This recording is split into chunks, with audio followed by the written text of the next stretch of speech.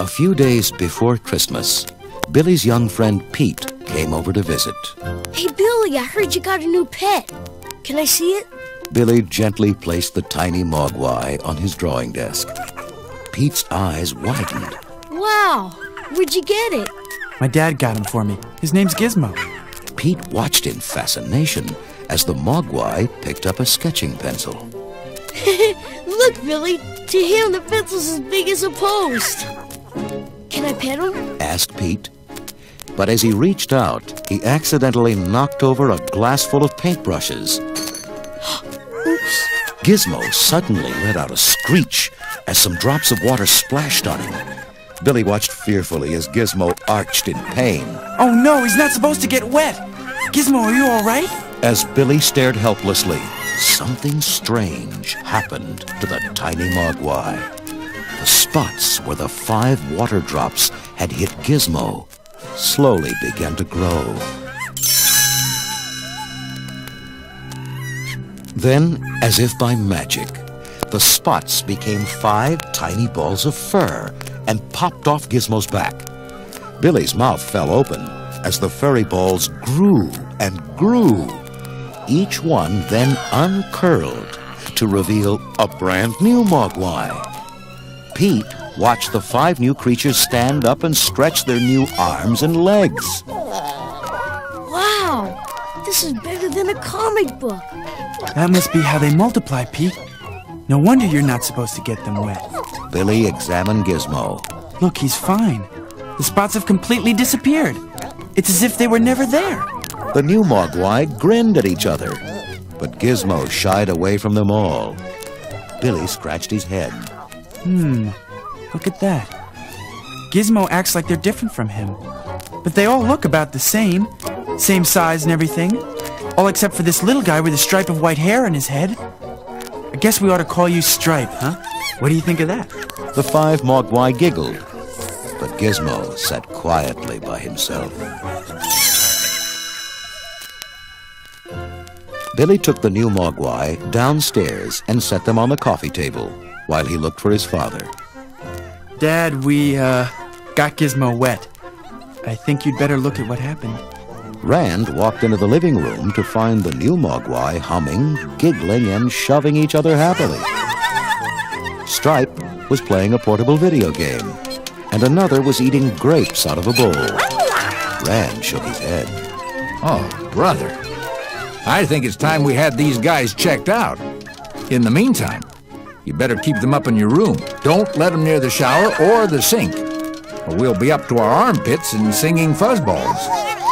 Without anyone seeing him, one of the mogwai spit a grape seed at Barney, the family dog. Barney jumped up and barked at the mischievous creature. Billy spun around and grabbed the dog. Hey, easy, Barney. Rand glanced at the innocent-looking mogwai. Barney's just jealous of your new pets. It might be a good idea if he sleeps downstairs for a while. Gizmo stood in the doorway and frowned. He knew it wasn't Barney's fault. The next morning, Billy took a mogwai to his old friend Mr. Hanson, the high school science teacher. Billy told him about the 3 important rules and how the new mogwai had been created. Mr. Hanson examined the tiny creature carefully. This is amazing, Billy. I've never seen anything like it. I'm afraid all I can tell you is that water has to be above freezing for them to multiply. They also seem to get upset if they're separated from each other. But frankly, I've no idea what would happen if you fed them after midnight.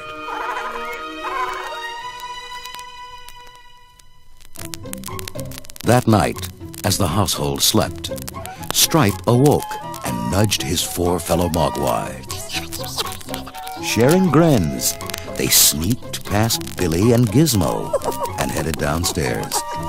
A minute later, Barney was rudely awakened with a tiny punch. It was Stripe. The angry dog chased his furry assailant out the front door and onto the snowy front porch. Suddenly, Barney was surrounded by mogwai. They pounced on him, threw him off the porch, and ran back up to bed, leaving Barney locked outside. When Billy finally awoke and rescued Barney, he noticed the 5 Mogwai, sleeping like little angels. Something funny's going on around here. Late the next night, while Billy was working on a drawing, Stripe and his gang began to whine. Hey, what's with you guys? You've already had dinner. But the creatures begged even louder for food. Billy checked the clock.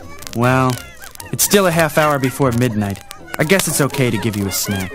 Billy brought the hungry Mogwai a plate of leftover chicken. Here you go, guys. Bon appetit. All the Mogwai began to devour the chicken with a passion. All, that is, except Gizmo. Billy nudged the little fellow. Go on, Giz, get something to eat. But Gizmo frantically shook his head and whined.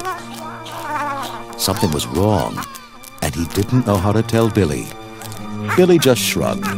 Not hungry, huh? Well, it's time for bed anyway. See all you guys in the morning. But Gizmo was too scared to fall asleep. He knew it was after midnight. He had seen Stripe unplug Billy's clock. The next morning, Billy awoke to find the 5 new Mogwai gone. In their place were 5 large, sticky green pods. Billy kneeled and examined the strange football-shaped shells. Wow, these look like big cocoons or something. What's going on here? Gizmo, you know, don't you? Gizmo just stared at the pods in terror, his tiny eyes filled with fear. Billy quickly dressed for work. I've got to go now, Giz. Keep an eye on these things for me until I get back. See you later. The shadows grew long in the attic as evening approached.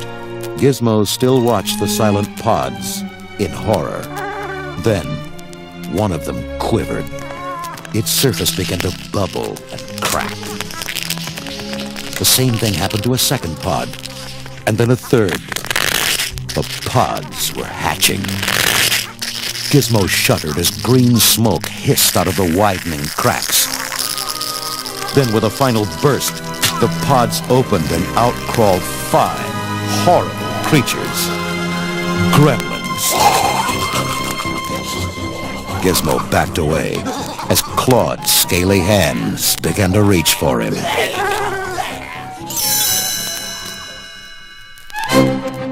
That evening, when Billy got home from work, he found the house was a mess. The Christmas tree was knocked over, and the kitchen was a shambles. Billy had an awful thought. Oh no. Could this be the pods? He raced up to the attic, his heart pounding. There, he found the same story. His room was devastated. The door was off its hinges. Furniture was smashed, and papers were everywhere. Even his girlfriend's picture lay broken on the floor. Then he noticed the torn, empty pods. They've hatched. And whatever was inside these things is big and strong and mean. They're sure not cute and cuddly like Gizmo anymore. Gizmo? I forgot all about him. Billy searched the room frantically. Gizmo! Gizmo, where are you? There was no answer.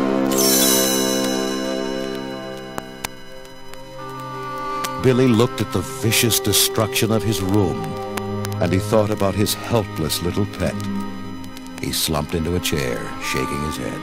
Oh no. How could they? Not Gizmo. Suddenly, there was a tiny squeak from the clothes chute. Billy rushed across the room, dug through a pile of shirts, and lifted a furry bundle. Gizmo, you're alive! The tiny Mogwai hugged Billy warmly. I'm really glad you're safe, Gizmo. But as long as these terrible creatures are on the loose, no one is safe. It's up to us to find them, Gizmo.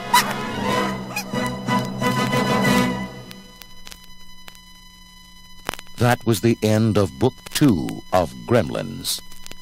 What do the new monsters look like? And what will happen when Billy and Gizmo catch up with them? Find out in Book 3, Escape from the Gremlins.